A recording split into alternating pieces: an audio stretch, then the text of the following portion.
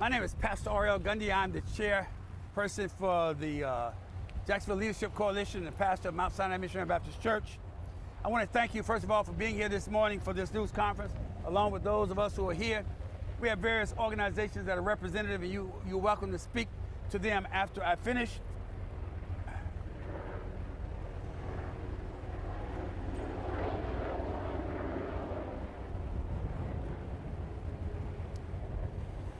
We're here because the citizens are concerned about the conduct of the JSO officers and the sheriff.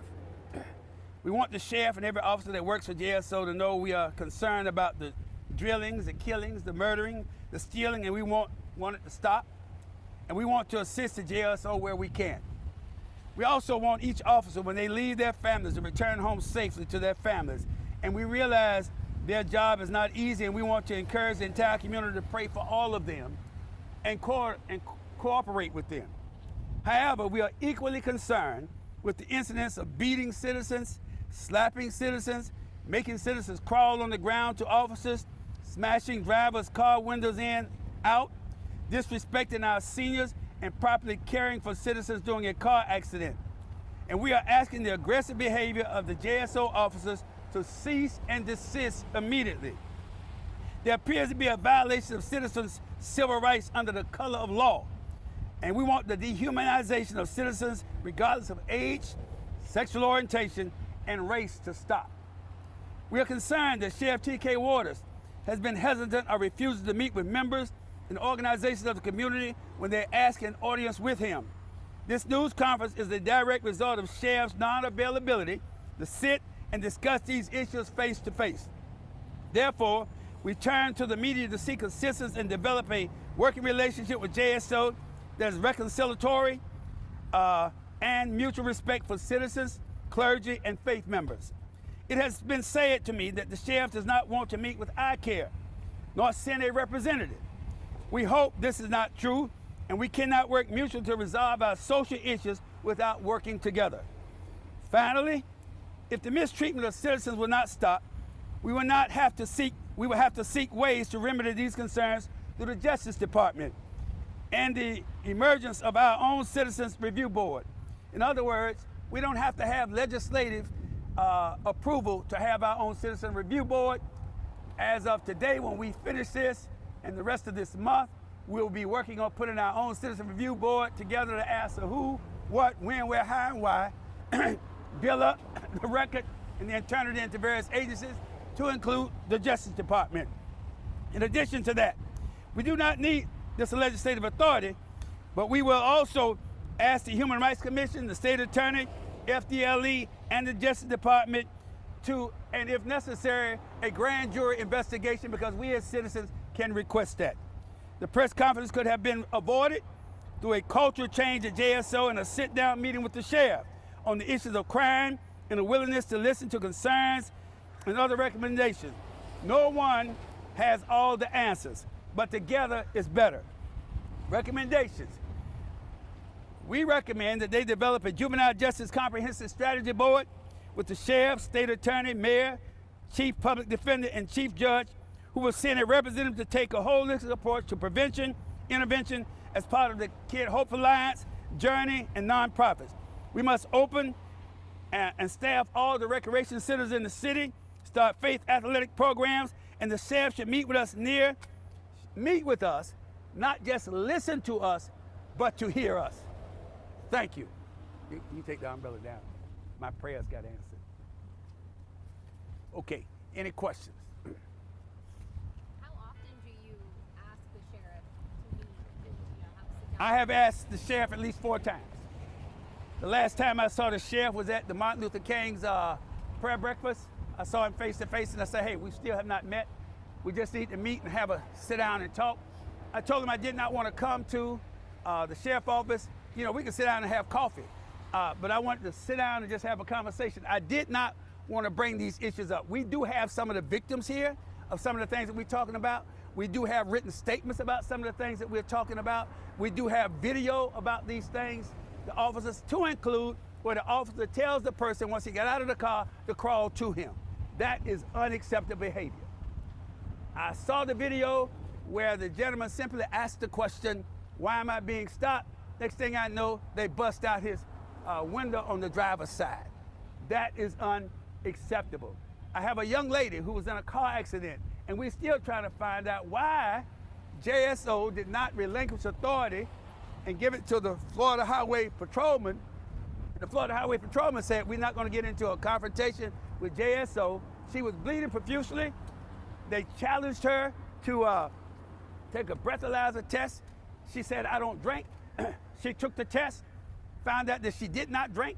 She went to the hospital. Then they went to the hospital and took another breathalyzer test while she was sedated and tried to talk to her. That's unacceptable. So we're trying to say we could have had this conversation. He could have talked with his officers, talked with his people, tried to change the culture without having this press conference. So you directly asked him 4 times to have conversations? I've called him. I don't know about the text, but I called him and I directly asked the sheriff, Sheriff, we still haven't met, let's talk. And he said, well, you can come to my office. I said, Sheriff, I don't want to come to the office. I don't want to be around your other offices. I just want you and I to sit down and have a conversation about all of this so you can see what's going on in the community. You want the community to help you, but we want you to help us. Well, why wouldn't you go into the office? I did not want to go to his office and be around his other officers. I wanted to have a private conversation with the sheriff about the issues. I did not want to come to JSO office. We could have sat down and had coffee, as I previously said. We could have done anything, but that's just, let's talk man to man. Let's talk pastor to sheriff. That type of environment, rather than coming here and do something for, no. Sometimes you have to sit down and talk to people and reconcile and state your problems and then see if you can come up with a solution. We wouldn't be here. But you don't think that conversation could have happened in his office? Didn't want to have the conversation in his office. Let me make that very clear. I made that very clear. Did not want to have the conversation in his office. We wanted to have a private, sit down, let's develop a relationship conversation. That's critical in any environment, in any negotiation, in any reconciliation, in any dialogue that you're trying to do with people. And you mentioned civilian review boards. Well, you know, there was just a bill that's passing, and it's to ban civilian review boards. No, that's the ban civilian review boards that's authorized by cities and all of that. We as citizens do not need legislative authority to initiate a citizen review board. Now, we may not have subpoena power, but we do have the power of the pen and the paper. We do have the power of calling people together and getting who, what, when, where, how, and why things happen, develop those issues and submit those to the Justice Department under the issue of the color of law. Okay, and you think that's gonna make a difference in what you're doing now? Like, I'm trying to understand. Yes, it will make a difference long term because we're saying if we can't sit down and talk, we have no other choice but to turn to other alternatives, to seek other ways to get remedies for what's going on. Okay, and we've heard from the Sheriff's Office before, especially when it comes to the plans from iCare, and basically they say they implement a lot of iCare strategies already. So what's your response to that? You have to talk to iCare about that. I simply said that iCare said they wanted to meet with the sheriff, the last meeting they had. The sheriff didn't show up, and he said that he was not going to come, and he did not send a representative. So you have to talk to iCare about that. Okay. I don't speak for them at all. So what is the direct change that you need to see? Is it more involvement in correspondence with each other? Is that what you're asking for specifically? I think the direct change I'm looking for is dialogue with the sheriff. The direct issues that I'm looking for with the sheriff is to not just listen to us, but hear us. What I'm really looking for from the sheriff office this time is a change in the culture. Stop dehumanizing citizens of this city by beating them and slapping them and making them crawl on the ground like they're some animals. We don't have to do that.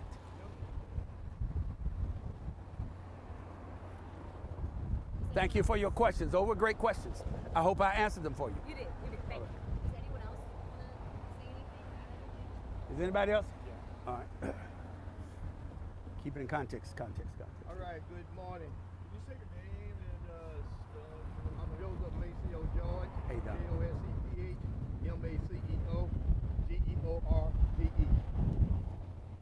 Good morning, thanks for coming out. I'm a member of Northside Coalition and Take 'em Down Jackson. In an effort to build trust and better relationship between JSO and our community, we are here this morning to request that Sheriff T.K. Waters to do a better job holding JSO officers accountable, and to establish a citizen review board. As we all know, in Tallahassee, they're trying to eliminate citizen review board around the state. However, one way or another, we will have a citizen review board in Jacksonville. Also, we are here requesting that Sheriff T.K. meet with ICARE, community leaders, and other organizations in our city. When it comes to trust, how can we tell citizens to report crime and tell them that they will remain anonymous when an officer who was recently arrested for leaking information to criminals? There's no trust. That crime by JSO officer has set this city back 50 years when it comes to trusting JSO. Furthermore, Sheriff T.K. Waters, if you are sincere in wanting to reduce crime and to build trust in our community, meet with us. We have the answers. Thank you. Can I ask you a question? That's okay. If you don't mind. Yeah, go ahead. Okay. I remember the late Ms. Fraser always talking about citizen review boards. That was years ago. And you still feel today there's still a need for one in this city. Oh yes, yes it is.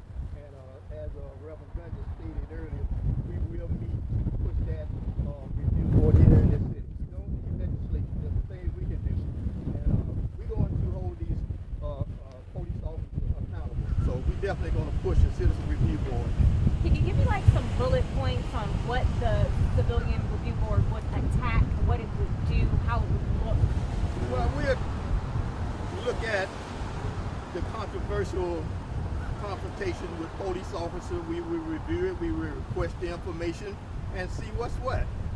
Let me give us some context of history. Okay, go right ahead. Let me give you some historical, excuse me. Let me give you some historical context about Citizen Review Board. I started pushing Citizen Review Board ever since 2007. Y'all were not around. When Sheriff Rutherford was the sheriff. Went to City Council. And City Council said they were here and lied. The President of City Council just outright lied about it. But we're looking for the context of a Citizen Review Board by asking the question, why did this happen? Who did it happen to? When did it happen? Where did it happen? Now, we've had citizens coming in and talking to the NAACP and had a court reporter talking about things such as JSO officers in the past were taking people over here behind what is now the stadium and beating people half to death. You still have the problem of people dying in the jail. I mean, this has been ongoing and ongoing and ongoing. So sometimes you have to say enough is enough. So the context of the Citizen Review Board is we will ask the citizens to come and tell us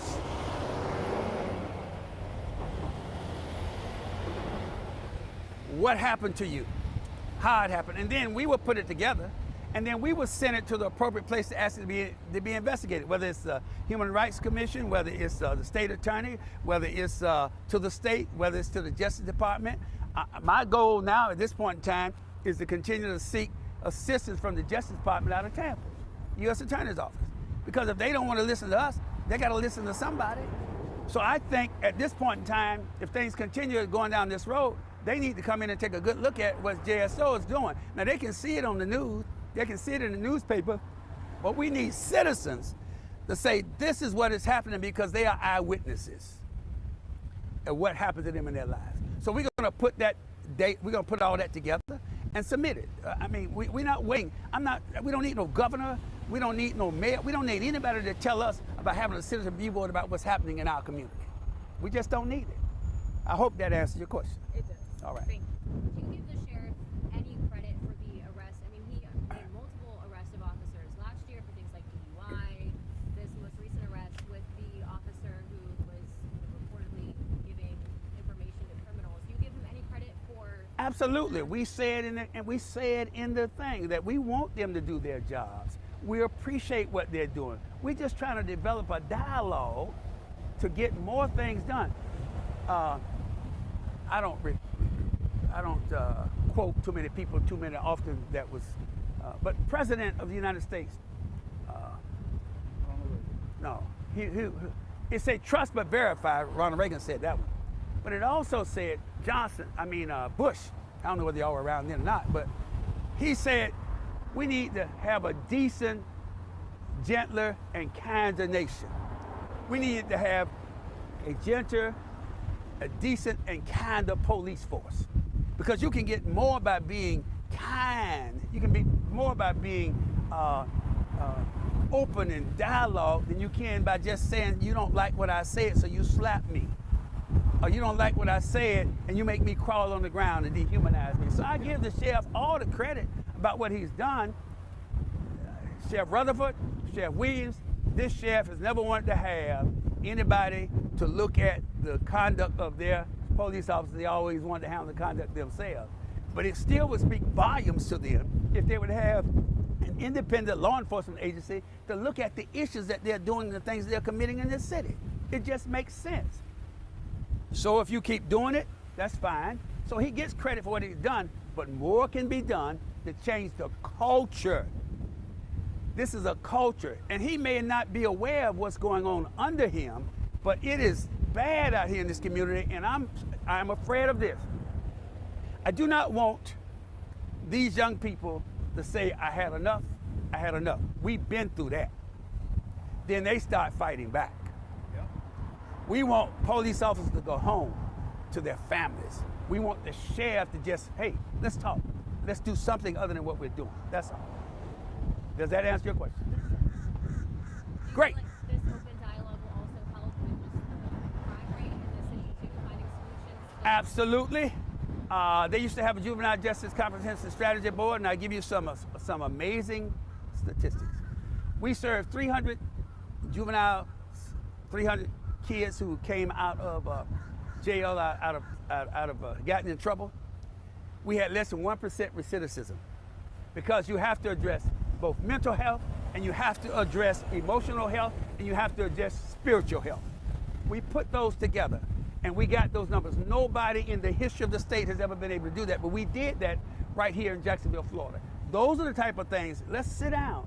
Let us show you what we've done in the past, and fund the people that can do the work. Stop doing what you're doing, and you can get some results. All right? Great. Thank you so much. I appreciate it. Thank everybody who's been here. We will, if you need to talk to the victims on the side, some of them are here. You're welcome to do that. We are, I'm through, okay? And then we will go from there, okay? All right, so any questions, comments? And then you can talk to everybody on this topic.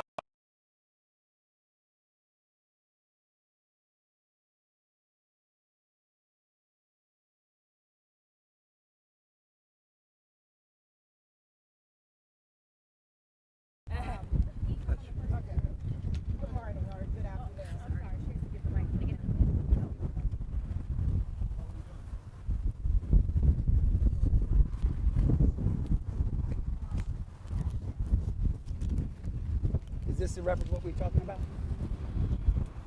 Huh? Okay, great. Good morning. Good afternoon. Oh, sorry. No, you were all good. I'm just going to put this here, and then this in here. Good morning.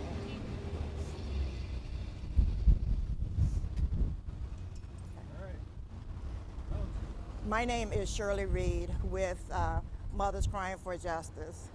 And what we want from this conference is we want everyone to arrive home or back to their destination alive. We've been asking for a citizen review board, as Pastor Gundy said, when it was in 2007, but we came at our round table in 2016, and we also asked for that review board. It was a must then. It is a must today.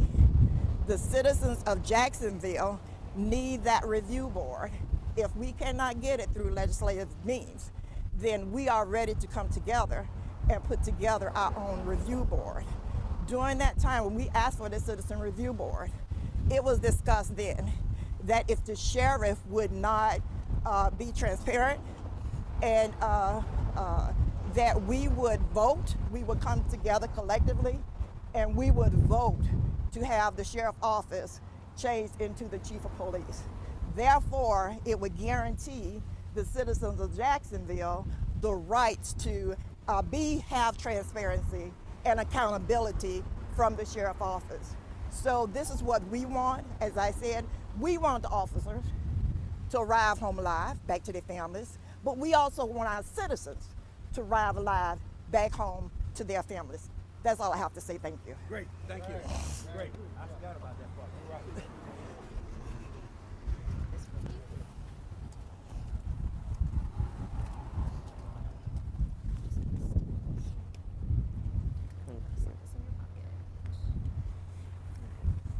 Hi, my name is Rachel Dews, and my husband is currently in county jail right now. I only really have one quote, and that's what I heard last night, because I know there are definitely some disparities that's going on within the chain of command within JSO, but we also have to remember that it extends also into the courtrooms, because it's things being allowed to happen. The quote I heard last night was, when you destroy someone's life with lies, take it as a loan. It will come back to you with interest. The outside looks grand, but the inside is a mess. And that's what we're trying to stop with JSO right now today. That's all I have to say. I want you to hear the story of one of the victims. Always want the victim. Come here. And it was tough for her to do this. Take your time.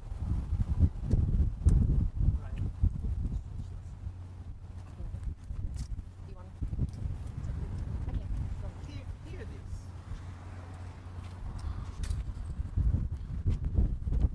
Just clip it on your purse.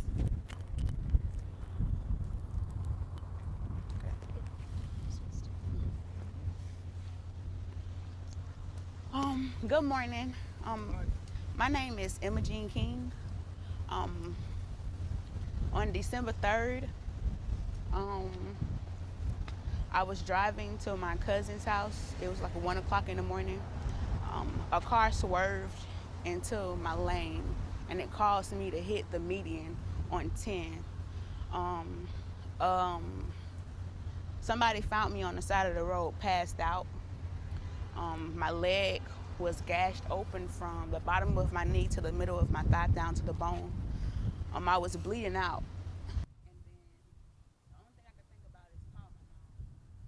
When I called my mom, it was my auntie, but I gave them her number when they woke me up. A sheriff's office pulled up, and Take your time. take it back. Take your time. Take your time. They were yelling, and they were accusing me of drinking. They said that I needed to take a breathalyzer test. My mom, which is my auntie, she's right there. She was trying to get to me, and they told her no. It was other civilians over there with me, and all I wanted was her. They wouldn't let me get into the ambulance, and the EMTs was trying to tell me that I needed to go because I could bleed out of how much blood was on me. My head went through the windshield. I still have a mark, but it's healing. I had cuts everywhere. My ankle was messed up. They still held me up. They said that they had to do a breathalyzer test on me before I could get into the ambulance. And I was like, why do I have to take a breathalyzer test? I didn't do anything wrong. I don't drink. So he did the breathalyzer test on me, and it came back negative. I wasn't drinking, and then he accused me of being on drugs. And I said, I don't do drugs. So the EMTs kept saying, hey, we got to take her now, and she's going to bleed out. They finally let me get into the ambulance. When I got into the ambulance, it took me a long time to get to the hospital because they were trying to get me stable. They didn't know if I was going to make it. When I got to the the hospital, they thought they was going to have to amputate my leg because it took me so long to get there. They ended up saying that I saved my own leg by wrapping a towel around it. They didn't understand how I knew to do that, but I guess because I watched TV. Yeah. So I tied my own leg up to try to stop some of the bleeding. They didn't know if I was going to make it to the next morning. While I was in the hospital, the sheriff's office came back and they did another breathalyzer test on me while I was totally out of it. And they questioned me, but I don't even remember that. The only reason why I know is because a nurse told me what happened. They said that, do you remember the sheriff's office coming in here? They did a breathalyzer test and they talked to you, and I don't even recall that. They didn't get any of the lady's information on the scene. She was saying that she was so sorry. She didn't mean to hit me, and all they did was focus on me. It's no police report. It's not anything. It's no record. Only thing is a crash report with one car. I felt like a criminal, like I did something wrong, and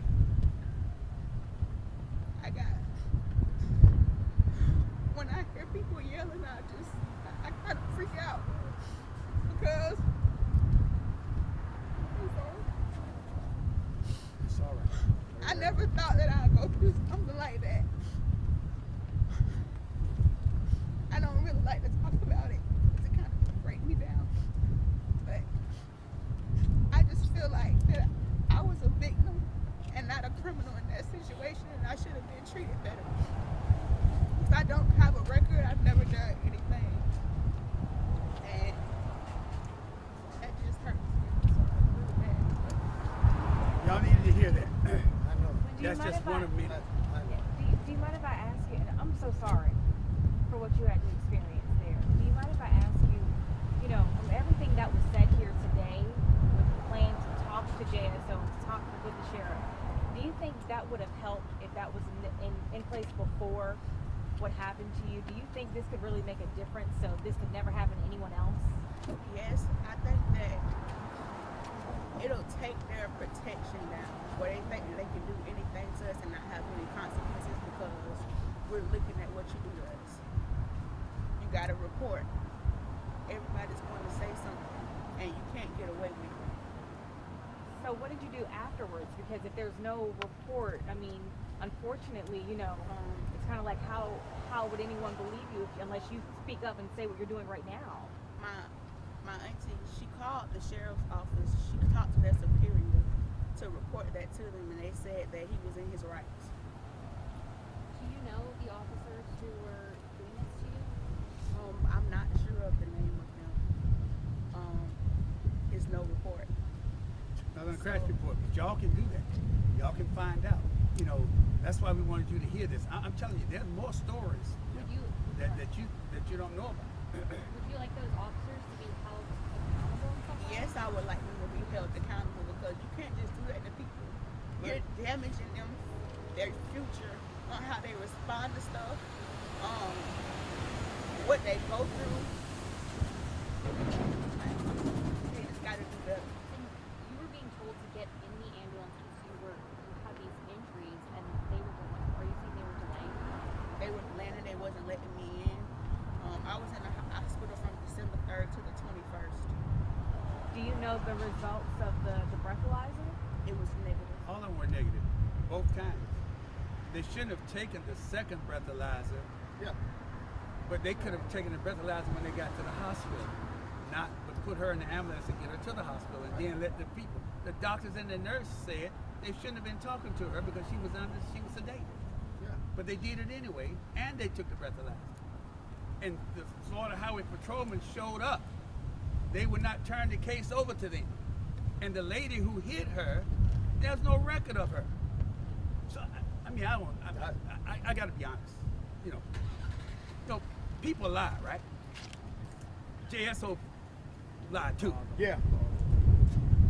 Okay, so this should have not happened to her. That's dehumanizing. And that's what we're talking about. That's why we're here. We didn't have to be here. We were trying to talk to him before we got to this point. And like I said, we got others. I got written reports of how they miss people. I mean, it's just bad. Thank you. Appreciate you. Love y'all, okay? Great job. Great job. Yeah. All right. Do you mind spelling your name?